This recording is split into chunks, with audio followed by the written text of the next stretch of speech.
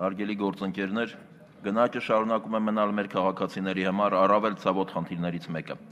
որի ազդեցությունը առավել բացասական է դառնում, եթե հաշվի առնենք տնտեսության զարգացման սպասվածից ցածր այն է 3.5% մակարդակը։ Այս օրերին գնաճի հետ կապված բավականաչափ հարցադրումներ եղան։ 2013-ին գնաճի հիմնական պատճառ համարվեց մի շարք շոկային իրավիճակները, որոնցից հիմնականը վառելիքի գների բարձրացումն էր։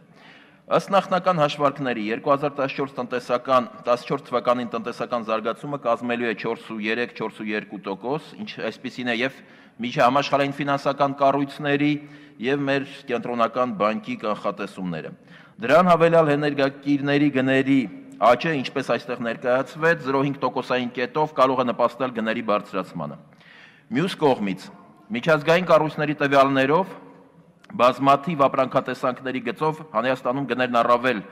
արագ են, քան տարածաշրջանի երկրներում, իսկ աշխատավարձները առավել ցածր են Հարավային Կովկասի 5 երկրների,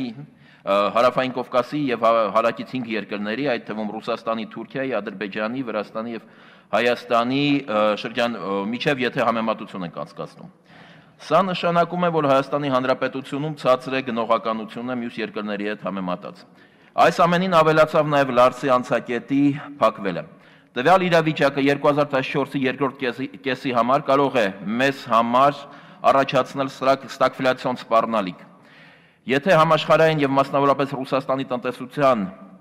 վերաբերյալ բացասական կանխատեսումներն իրականանան, ապա սա կարող է բերել նոր ռիսկերի, որոնք դեռևս կանխատեսված չեն։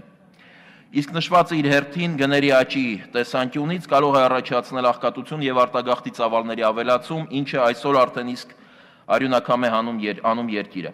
Մեր կարծիքով գնաճի, ինչպես նաեւ զարգացման հիմնախնդիրների հետ կապված, սակայն հատկապես գնաճի վերաբերյալ անհրաժեշտ է